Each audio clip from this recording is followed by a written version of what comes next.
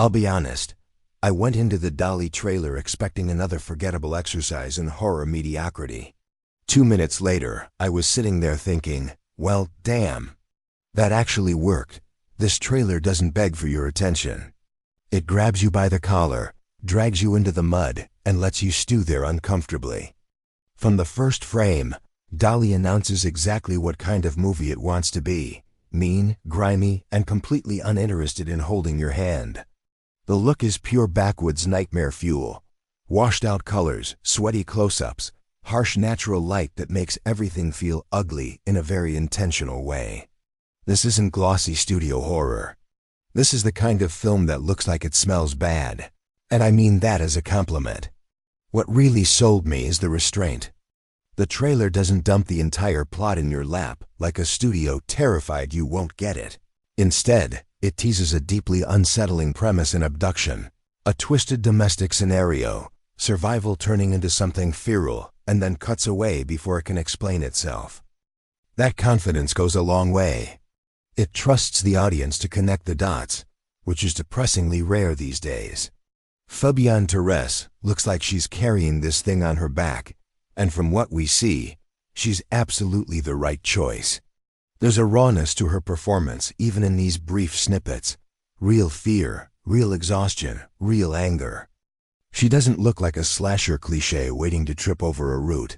She looks like someone adapting, hardening, changing. That's the backbone of good survival horror, and the trailer makes it clear this film understands that. Then there's the supporting cast, which is quietly inspired.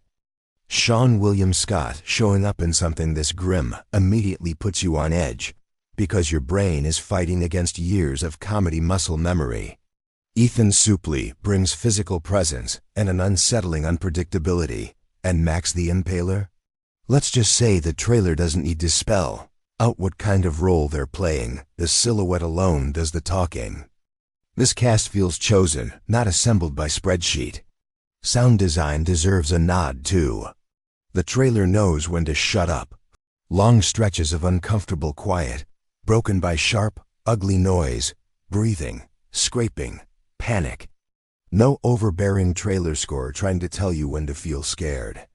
It lets the imagery do the work, which makes the violence feel harsher when it finally lands.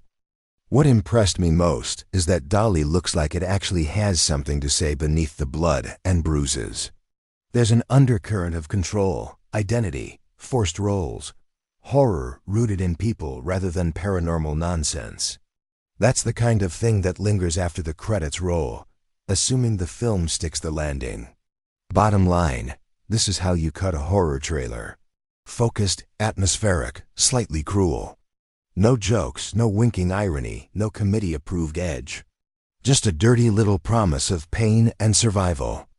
If the full film delivers on even half of what this trailer is selling, Dolly could be one of those small, vicious horror movies people keep discovering and arguing about long after its release on March 6th. And frankly, I'll take that over another ghost interpretive dance any day. Thank you so much for watching.